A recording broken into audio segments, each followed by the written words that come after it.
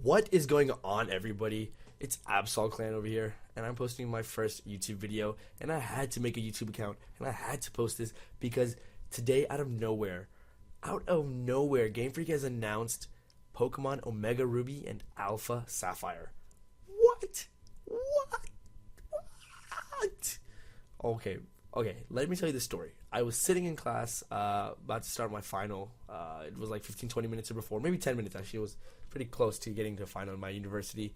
So, I was just on my phone for like 5 or so minutes until, test starts, whatever. So, I'm scrolling through newsfeed, and one of my friends posts, oh my god, oh my god, oh my god, OMG, like OMG all over. And it's a YouTube link to the Pokemon Omega Ruby and Alpha Sapphire thing, and I so wanted to watch the video. I didn't know if they revealed gameplay footage. Unfortunately, they didn't. All they revealed is the box art cover and the date, which is really soon, November 14th. That is 6 months or so from now. So, yeah, 6 months, I think, yes, because it's already May. Wow, time has gone so quick. But anyways, it's already May, so November 2014. It's going to come out this year, which is awesome. I've been playing since Generation 1, and I remember Ruby and Sapphire like it was yesterday. I remember going into Toys R Us.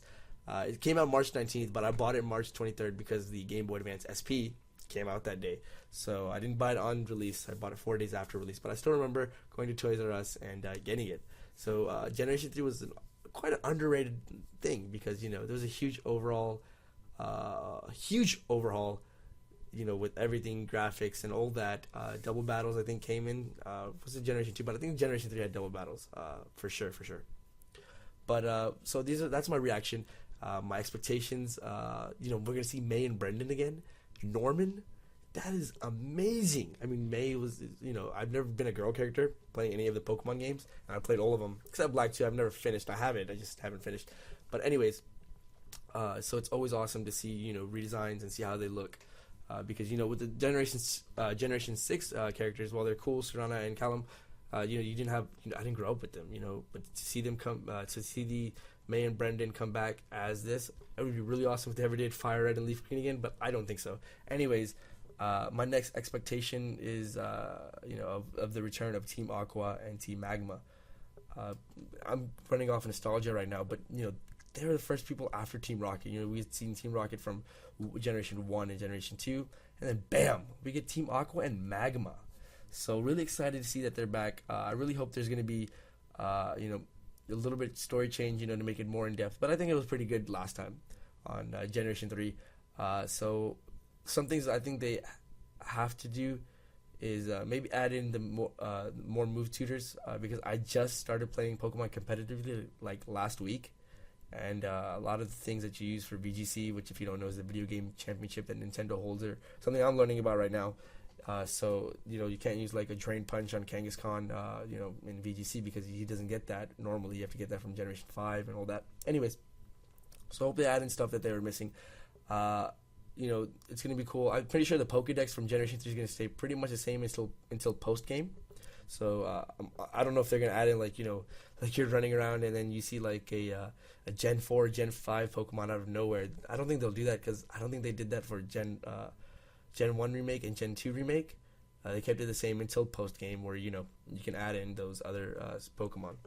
I'm really excited for the return of the gym leaders, and the Elite Four. It's gonna be cool seeing what moveset like Brawly's Makuhita has. I'm pretty sure they're gonna have pretty much the same Pokemon. That's been the standard from Gen 1 remake and Gen 2 remake. So Gen 3 remake, I'm pretty sure they're going to have the same Pokemon, maybe different held items, different movesets. It's really exciting.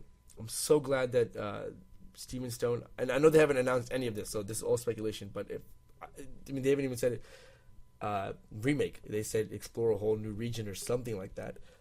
So I'm pretty sure, though, that Steven Stone is going to come back as the champion instead of the super boss. I did not like Wallace as the champion in Emerald, so I hope they don't do that. Pretty sure Steven Stone is going to be the champion. So, speaking of champions and gyms, the redesigning of gyms, think about, how easy Roxanne's gym was the first time. It was just straight up, just go straight up and meet her and face gym leader or two. There was like one double battle, I think, and that was it. But they're going to redesign all the gyms, reskins and all that. You get your version exclusives like the seed outline for probably Ruby, and then low tide for that.